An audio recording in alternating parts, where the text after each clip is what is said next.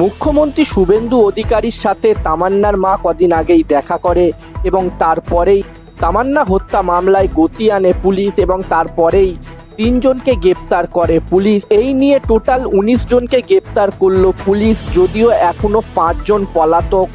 মোট 24 জনের নামে এফআইআর করেছিল তামান্নার মা।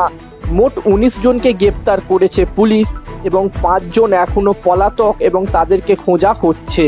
বৃহস্পতিবার রাতে পুলিশ 2 জনকে গ্রেপ্তার করে, হাফিজুল শেখ এবং ইসমাইল শেখকে, এবং আরও একজনকে গ্রেপ্তার করা হয় গুরুগ্রাম থেকে এবং তার নাম হচ্ছে মিনারুল শেখ। এবং এই 3 জনকে আদালতে পেশ করা হয়েছে।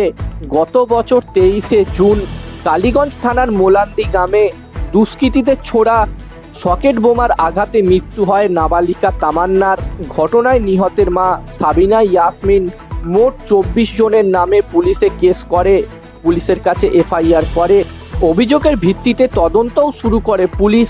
এক দফায় 11 জনকে গ্রেপ্তার করার পরে বাকিরা পালিয়ে যায়, বাকিরা পলাতক ছিল। এই কদিন আগেই সাবিনা ইয়াসমিন তামান্নার মা মুখ্যমন্ত্রী শুভেন্দু অধিকারীর সাথে দেখা করে এবং তারপরেই মঙ্গলবার বিধানসভায় মুখ্যমন্ত্রী শুভেন্দু অধিকারী উল্লেখ করেছিলেন যে তামান্নার পরিবারও বিচার পাবে এবং তারপর থেকেই পুলিশের ধরপাকড় আরও বেড়ে যায় এবং পুলিশ আরও 3 জনকে গ্রেপ্তার করে, যদিও এখনও 5 জন পলাতক রয়েছে।